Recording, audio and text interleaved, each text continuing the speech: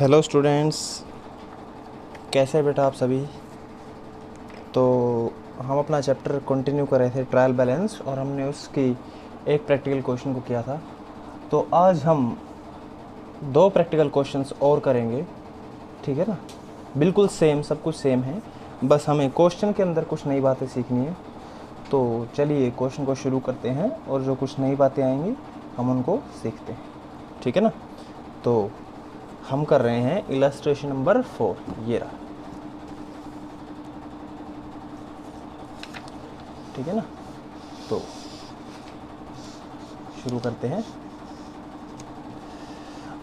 From the following list of balances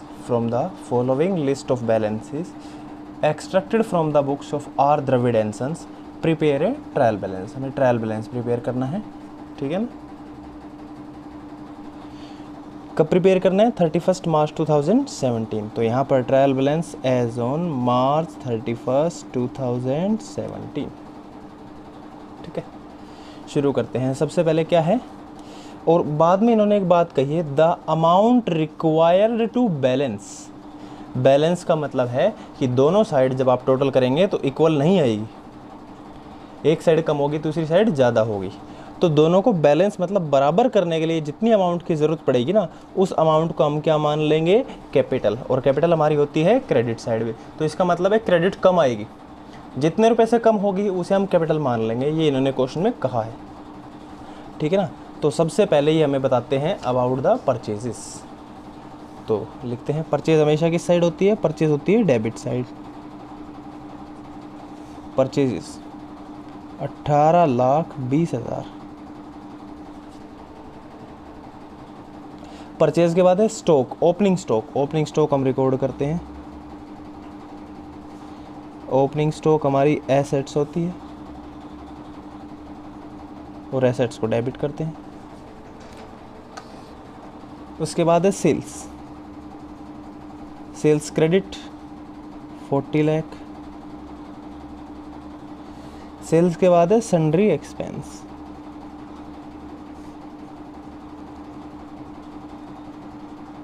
expenses debit side. Leasehold premises.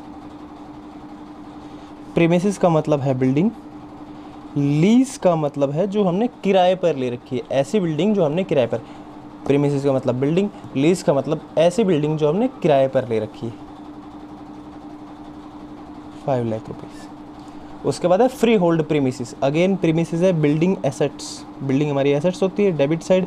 Free hold का मतलब है कि आपने कोई किराया नहीं देना, ये आपकी खुद की है, 18 लाख रुपीज़। रिटर्न इनवर्ड्स, ध्यान से सोचो, ये परचेज रिटर्न है या सेल्स रिटर्न है? रिटर्न का मतलब वापस, इनवर्ड मतलब आ रहा है, वापस आ रहा है। वापस कौन सा आता है? जो आपने पहले सेल किया था। तो ये सेल रिटर्न हुआ ना, सेल क्रेडिट होती है, तो सेल्स रिटर्न होता है डेबिट। ये हमारी सेल्स रिटर्न है। फर्नीचर एंड फिक्सचर,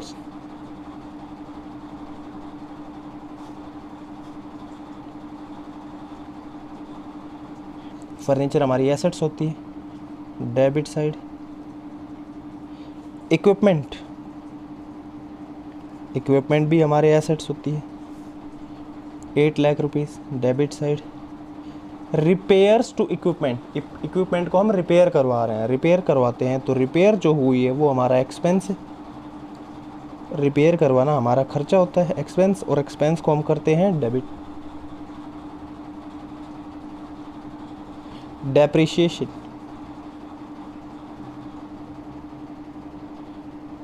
डेप्रिशिएशन का मतलब मैं आपको बता देता हूँ। हमारी जो फिक्स्ड एसेट्स होती हैं, एवरी ईयर, हर साल, their value, their market value, उनकी जो मार्केट वैल्यू होती है ना, वो डिक्लाइंस, वो घटती जाती है। जैसे आपने इस साल एक मोटरसाइकिल परचेज़ की, आपने एक बाइक परचेज़ की, तो जैसे जैसे आप उसको यूज़ करते जाएंगे वैसे वैसे उसकी वैल्यू डिक्रीज़ होती जाएगी, ठीक है ना। तो ये जो वैल्यू डिक्रीज़ होना है ना, एसेट्स की ये जो वैल्यू डिक्रीज़ होती है, ये जो डिक्रीज हो रहा है, इस डिक्रीज को हम कहते हैं डेप्रिसिएशन, ठीक है ना। ये हमारा लॉस होता है और लॉस को हम लिखते हैं debit side. 80,000। Proprietor withdrawal drawings,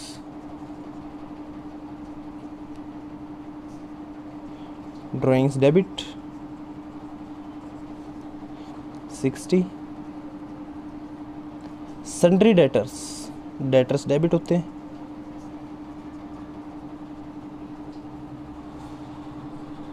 360।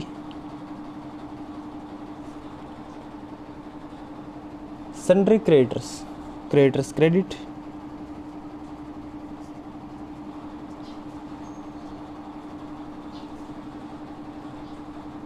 1,20,000 हमारे पास 1,20,000 रुपये।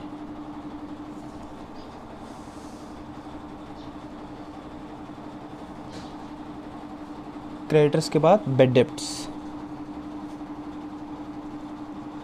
बेड डेब्ट्स का मतलब वो रुपए हमारे जो डूब गए, जिसका हमें लॉस हो गया। लॉस है तो 10,000 debit side. Investment at the rate 10%, investment at the rate 10%। Investment हमारी एसेट्स होती है और 10% का मतलब है इस इन्वेस्टमेंट पर जो हमने रुपए इन्वेस्ट कर रखे इस पर हमें 10% इंटरेस्ट मिलेगा। 2 लाख रुपए तो इन्वेस्टमेंट है, वो तो हो गई हमारी एसेट्स।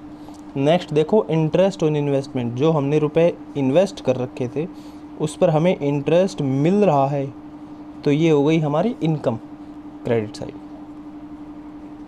देखो 2 लाख का 10% कितना मिला, 20,000 रुपये, ठीक है ना। लॉन्ग टर्म बोरोइंग्स, बोरोइंग का मतलब आपने रुपए उधार लिए हैं, तो जो आपने रुपए उधार लिए हैं वो आपकी लायबिलिटी बन गई और लायबिलिटी होती है credit side 6 lakh. Loan from UTI bank, साफ साफ बता दिया लोन है, लोन हमारी लायबिलिटी होती है, वापस पे करना पड़ेगा 8 लाख रुपीस। उसके बाद इंटरेस्ट ऑन लोन, जो लोन आपने दे रखा है उसके ऊपर इंटरेस्ट हम पे करते हैं, तो ये हमारा एक्सपेंस हो गया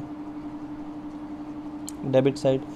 petty cash account, petty cash होता है जो आपके पास स्मॉल कैश अमाउंट होती है, आफ्टर ऑल है तो कैश एसेट्स।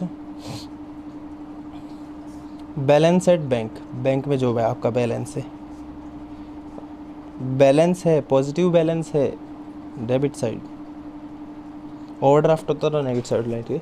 और नेक्स्ट है स्टॉक, याद रखना क्लोजिंग स्टॉक को हम कभी भी ट्रायल बैलेंस में शो नहीं करते हैं, रिमेंबर एवरी टाइम, ये क्लोजिंग स्टॉक है, क्लोजिंग स्टॉक कभी भी ट्रायल बैलेंस में नहीं आता है। यहाँ पर आपका क्वेश्चन हो जाता है ख़त्म, लेकिन दोनों साइड इक्वल नहीं आएंगी, क्रेडिट कम आएगी। इन्होंने कहा था जो कम आती है उसे हम क्या मान लेंगे, कैपिटल।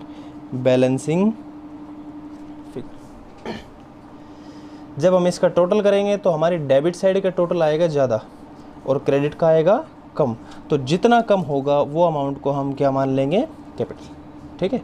इस क्वेश्चन को यहाँ पर टोटल करके और बैलेंस निकाल लेना, बस टोटल करना है, ये बैलेंस निकालना और कुछ नहीं, ठीक है ना। इसी टाइप के 1-2 क्वेश्चन मैं आपको और बताता हूँ, जैसे ये देखो illustration number 6, the following trial balance has been prepared by an inexperienced accountant, ऐसे अकाउंटेंट ने बनाया जिसको एक्सपीरियंस नहीं है। Redraft it in correct form, इसको करेक्ट करना, आपको ठीक करना है, सीधी सी बात है। इनएक्सपीरियंस ने बनाया है तो गलत बनाया होगा, आपको ठीक करना है, गलतियाँ निकालनी है अब इसमें, ठीक है ना।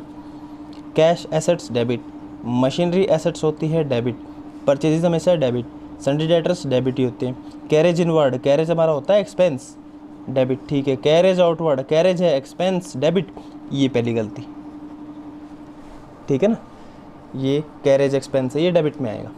वेजेस हमारा खर्चा होता है expense debit, rent and taxes, rent पे करते हैं expense debit, sundry creditors credit. Discount allow किया है हमने डिस्काउंट दिया है, तो डिस्काउंट देने से हमें नुकसान होता है, ठीक है ना, दूसरी गलती। लॉस होता है तो ये डेबिट साइड आएगा, ये डेबिट साइड आएगा। रिटर्न आउटवर्ड, रिटर्न आउटवर्ड का मतलब होता है हम रिटर्न वापस कर रहे हैं, आउटवर्ड मतलब बाहर रिटर्न कर रहे हैं। तो बाहर रिटर्न कब होता है, जब हमने पहले परचेज़ किया है, तो ये परचेज रिटर्न हुआ। परचेज हमेशा डेबिट होती है तो परचेज रिटर्न क्रेडिट होती है, तो ये क्रेडिट होना चाहिए था, इन्होंने डेबिट कर रखा है, तीसरी गलती, ये क्रेडिट में आएगा। रिटर्न इनवर्ड, सेल्स रिटर्न, ये डेबिट में आएगा, चौथी गलती। कैपिटल क्रेडिट होती है, पांचवी गलती, इन्होंने डेबिट कर रखा है। ड्राइंग्स डेबिट होती, इन्होंने क्रेडिट कर रखा है, छठी गलती। बैंक लोन, लोन हमारे लायबिलिटी होती है, लायबिलिटी हमेशा क्रेडिट, सातवीं गलती, क्रेडिट होगा। इंटरेस्ट ऑन लोन ठीक है। ओपनिंग स्टॉक एसेट्स होती है, एसेट्स हमेशा डेबिट साइड, ठीक है ना, सेल्स क्रेडिट है। डिस्काउंट रिसीव्ड इनकम होती, ये क्रेडिट साइड। इनको इन्होंने गलत साइड बता रखा है, हम दोबारा से जब बनाएंगे तो इनको सही करेंगे, और जब हम टोटल करेंगे तो टोटल हमारा इक्वल आएगा। देखो इन्होंने पता है क्या किया, इन्होंने टोटल करके देखा, इनका टोटल ठीक आ रहा है, इन्होंने मान लिया कि इनका ट्रायल बैलेंस ठीक है, क्योंकि आम इंसान यही सोचता है कि ट्रायल बैलेंस इक्वल आ रहा है तो इसका मतलब ट्रायल बैलेंस ठीक है। लेकिन ज़रूरी नहीं है कि टोटल बराबर आ रहा है तो ट्रायल बैलेंस ठीक हो। आप इनका टोटल करके देखना, ये दोनों बराबर आ रहे हैं, लेकिन जब आप इनको ठीक करने के बाद दोबारा से टोटल करोगे तो दोबारा से टोटल बराबर आएगा, ठीक है ना। तो हमें इसको ठीक करना है, इस तरह के क्वेश्चन हमें करने हैं। 7th आप करना मत, जो इलस्ट्रेशन नंबर 7 है उसको आप मत करना बस, ठीक है। यही चैप्टर था आपके, इसके 4-5 क्वेश्चन और ट्राई कर लेना, और उसके बाद इस चैप्टर को फिनिश कर देंगे। इसके बाद इस चैप्टर में कुछ भी नहीं बचता, ठीक है। तो आज की क्लास को यहीं पर ख़त्म करते हैं। Thank you very much, have a nice day.